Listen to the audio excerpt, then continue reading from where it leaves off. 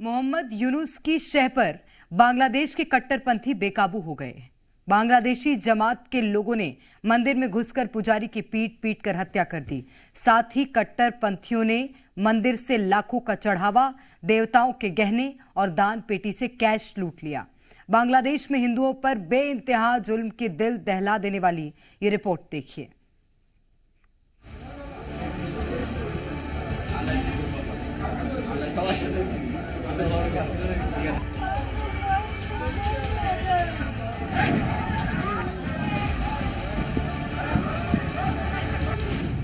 बांग्लादेश में आखिर कब रुकेगा हिंदुओं पर जुल्म?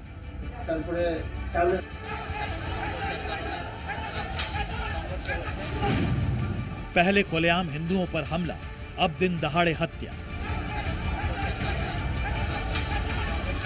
बांग्लादेश से पहले हिंदुओं को धमकाने और मारने पीटने की खबरें आती थी, लेकिन अब हिंदुओं पर जुल्म की इंतहा हो गई। बेलगाम कट्टरपंथी चुन चुनकर हिंदुओं को टारगेट कर रहे हैं।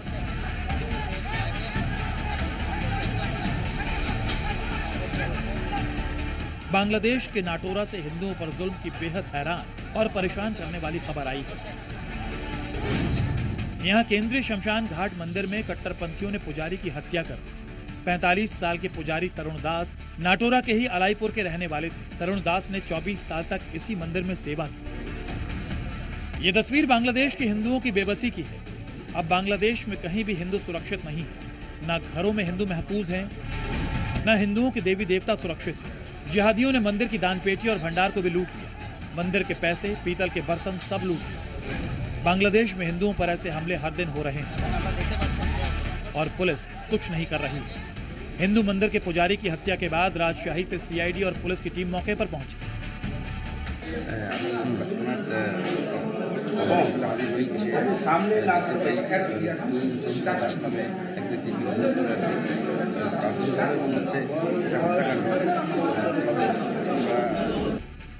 जरा सोचिए, जिहादियों ने रात के अंधेरे में यहां धावा बोलकर पुजारी की हत्या कर दी, जबकि पुलिस के मुताबिक पुजारी तरुण दास बीमार थे। यहां विचलित करने वाली बात यह है कि बीमार देखकर भी कट्टरपंथियों ने पुजारी पर कोई रहम नहीं दिखाई और उनकी निर्ममता से हत्या कर दी।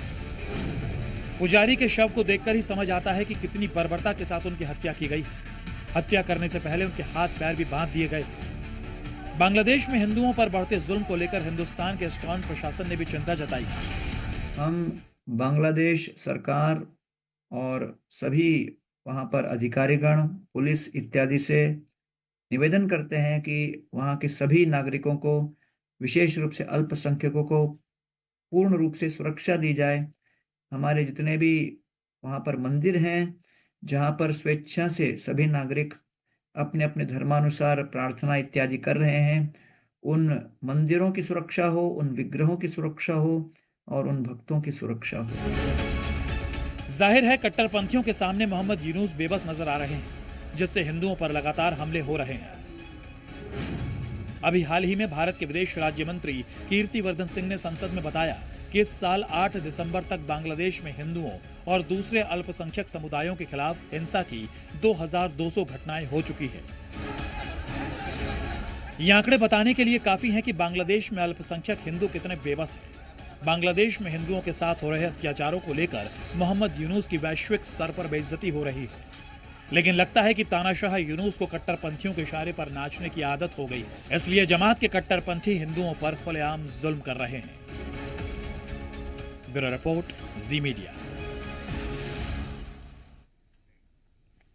हिंदू अत्याचार के बीच बांग्लादेश की पूर्व प्रधानमंत्री शेख हसीना ने एक बार फिर मोहम्मद यूनुस पर डायरेक्ट अटैक किया है। ऑडियो मैसेज में शेख हसीना ने यूनुस को आतंकी करार दिया।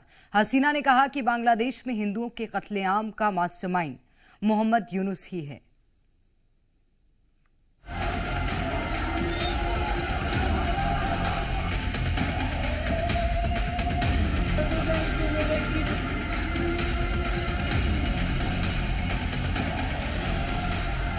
बांग्लादेश के कट्टरपंथी जिहादी चुन चुनकर हिंदुओं को निशाना बना रहे हैं। हिंदुओं पर हमले का ये सिलसिला कई हफ्तों और महीनों से चल रहा है। मगर बड़ा सवाल है कि आखिर वो कौन है जो हिंदुओं पर हमले करवा रहा है।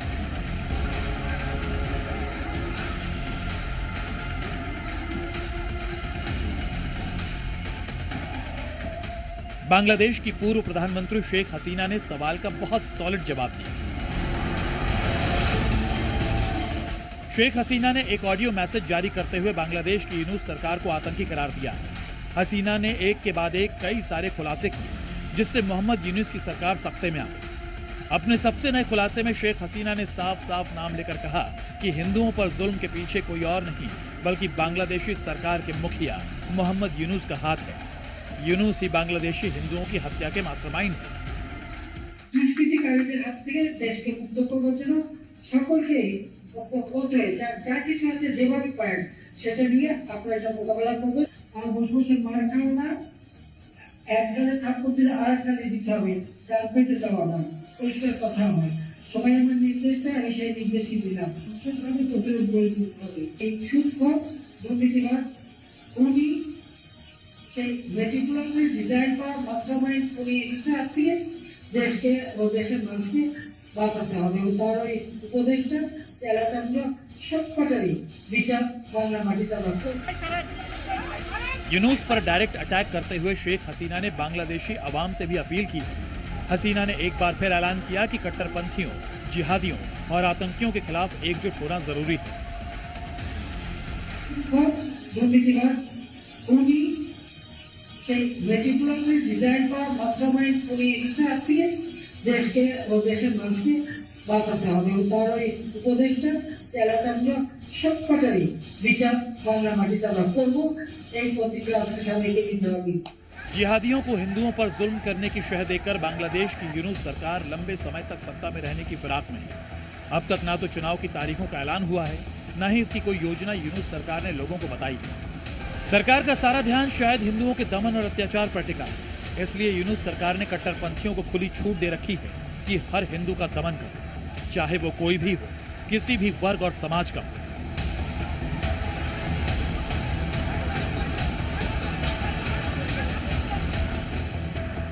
यकीन ना हो तो हिंदुओं पर जुल्म की ये ताजा तस्वीर देखिए। ये कोई चिट्ठी नहीं बल्कि बांग्लादेश की यूनिवर्सिटी के वाइस चांसलर का इस्तीफा है, जो बदकिस्मती से बांग्लादेश में हिंदू है।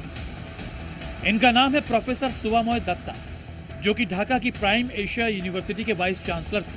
उनका इस्तीफा कोई निजी फैसला नहीं है, बल्कि ये फैसला उन्होंने कट्टरपंथियों के दबाव में लिया है।